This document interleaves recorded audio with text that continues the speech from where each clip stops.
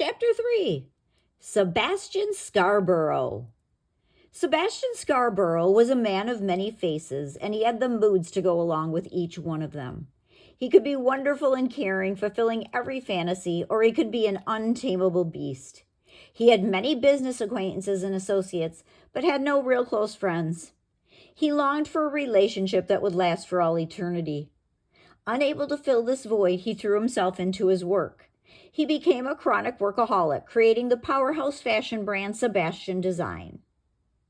He worked long and hard to climb to the top of the fashion design industry.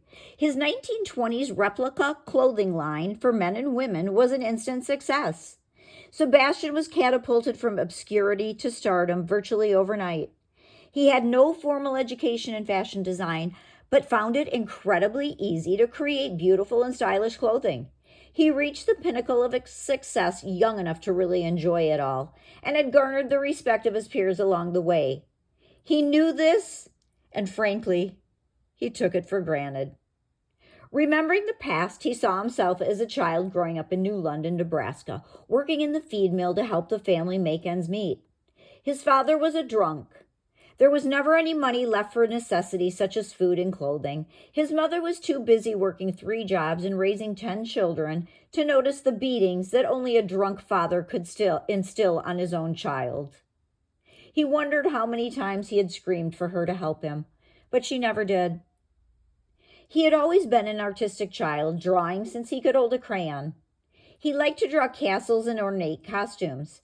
He had exceptional talent, and he never missed a detail. There was no teacher, no school, only work. He secretly stopped at the library on his way home from working in the feed mill.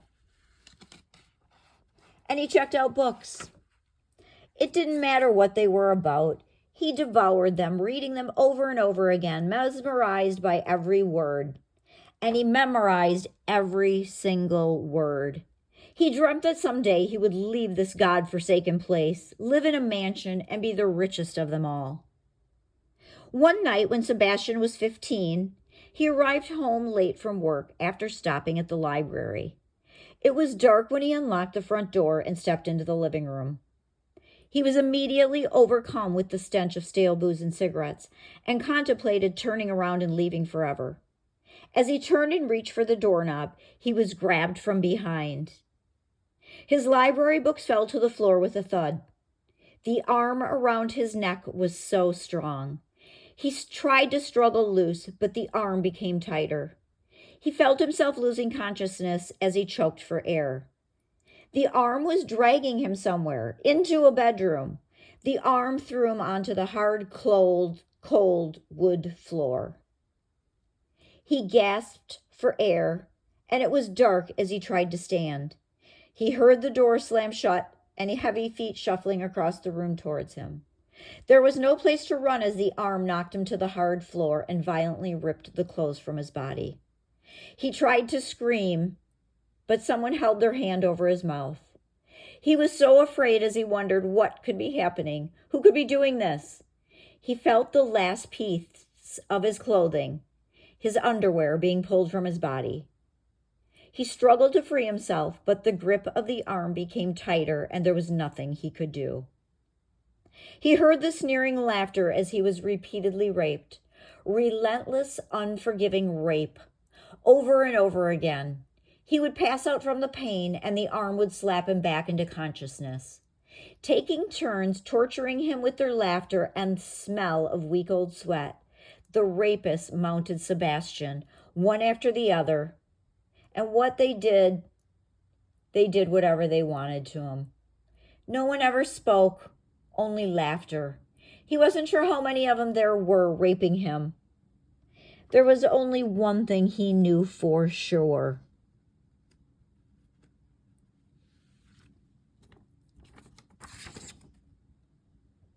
If he ever got out of this alive, he would leave this evil place and only return to seek his revenge. He must have fallen asleep. When he awoke, the sun was peeking through holes in a stained blanket hung over the window as a curtain. He could barely breathe. When he tried to sit up, he realized he was taped to the bed frame with silver duct tape. He looked around, sizing up his surroundings. He was not surprised to see his alcoholic father passed out in the corner of the room with his pants pulled down to his ankles. He saw 4 other men passed out around the room, but recognized no one. Suddenly, he felt the urge to throw up, his stomach wrenching at the thought of those men on top of him and inside of him. He let go and made an awful mess on the floor. Still drunk, his father got up and stumbled over to the bed where he heard Sebastian throwing up all over. He was outraged and he staggered, tugging at his pants, trying to pull them up with no luck. He tripped as he screamed, "Not in my house, you bastard child!" He pulled himself off the floor and onto the bed where Sebastian laid. Sebastian pleaded with him, "Please, no, help me, someone please, help me." His father screamed at him, "Oh, I'll help you all right," and beat him into a state of unconsciousness as he remained helplessly taped to the bed frame. Sebastian never saw the 4 men pull his father off of him. He awoke 1 week later in a ramshackled room of a condemned, isolated shack. No one else was around, and he was certain he had been left to die. He vowed to himself right then and there that he was a survivor and would live.